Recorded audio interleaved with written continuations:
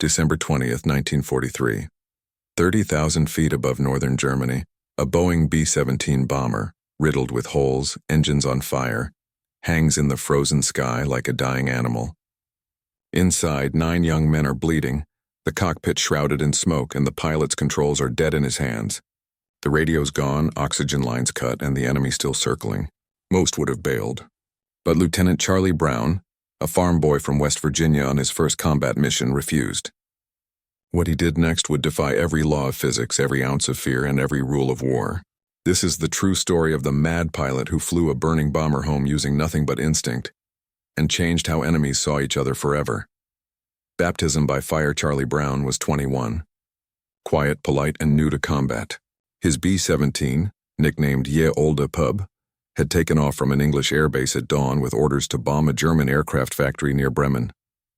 It was a clear mission on paper, but as they crossed the North Sea, the temperature inside the unpressurized cabin dropped below freezing. The crew, 10 men in total, tightened their flight suits and prayed the flak wouldn't find them. Then the black puffs appeared. Anti-aircraft shells exploded all around the formation. The noise was deafening, like thunder tearing through steel. Shrapnel tore through the fuselage. The right wing caught fire. The formation scattered. And in seconds, Brown's bomber was alone. He kept going. Target in sight. Altitude steady. The bombs fell true, but the flak found them again on the way out. The tail gunner screamed through the intercom. Then silence. The intercom line went dead. The sky turns red. When the German fighters came, they came like a storm. Messerschmitt, Bf-109s, and Focke-Wulfs dived from above, their cannons stitching fire through the sky. The cockpit glass shattered. The oxygen system was gone. 2 engines were hit, the third coughing black smoke. Inside, chaos. Blood froze on the floor. The top turret gunner was down, the waist gunners hit. Charlie's co-pilot slumped forward unconscious. And still the bomber flew barely. Charlie gripped the yoke, feeling the vibrations through the metal like a heartbeat. Every control felt dead. He was losing altitude fast. Outside, tracer rounds cut the air in orange ribbons. Another hit tore open the nose. The bombardier's position was gone. Wind screamed through the broken glass, snow mixing with smoke. Charlie could barely see the horizon, but he refused to give up the controls. Alone over Germany, at 28,000 feet, Charlie realized they were finished. He'd lost 2 engines, half his crew, and his entire tail section looked like lace. He could see daylight through holes big enough to crawl through. The intercom was dead. The compass was shattered. They were flying blind. Instinct took over. He turned west, toward home, toward the sea. But every mile looked like eternity. Without oxygen, his vision blurred. His fingers felt like stone. Somewhere over northern Germany, he nearly blacked out. The bomber dipped dangerously. That's when he saw it, another plane. Silver wings glinting in the cold sun. A German fighter. The enemy at his wing, the fighter approached slowly. Its pilot, Franz Stigler, a veteran ace of the Luftwaffe, saw the bomber's ruin. He could have ended it with one burst. But through the shattered fuselage, he saw faces. Bleeding men, some unconscious, one trying to wave him off with a bandaged hand. Stigler hesitated. In his cockpit, his finger hovered over the trigger. But something inside him stopped. His brother had died in the war. His commander had once told him, "You fight with honor. You don't shoot men who can't fight back." He eased off the trigger, moved closer, and then, astonishingly, he began to escort the dying bomber out of German airspace. Flying on instinct inside Ye Olde Pub, Charlie couldn't believe what he was seeing. A German fighter flying alongside, not firing. For minutes they locked eyes across the glass. The German motioned with his hand, pointing west toward England. Charlie understood he could barely hold the controls. Smoke filled the cockpit, one propeller windmilling uselessly. The hydraulic lines were gone. The rudder jammed. The entire plane responded like a wounded beast. Every correction came from instinct alone.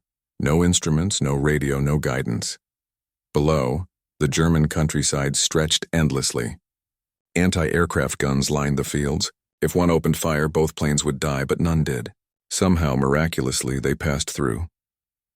The escort of Silence Franz Stigler stayed with the bomber until they reached the North Sea.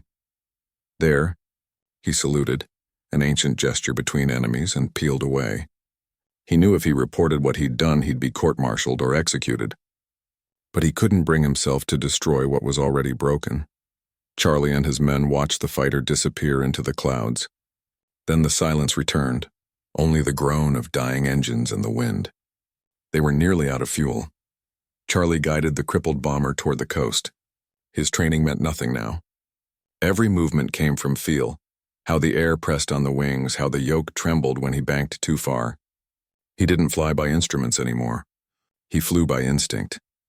The impossible landing hours later, the white cliffs of England appeared through the fog. The fuel gauge was empty. The runway at Seething Airfield was in sight. Charlie called over the intercom, though he wasn't sure anyone could hear. "Hold on!" The landing gear jammed halfway down. The right wing was burning again. He couldn't risk circling. He took it straight in.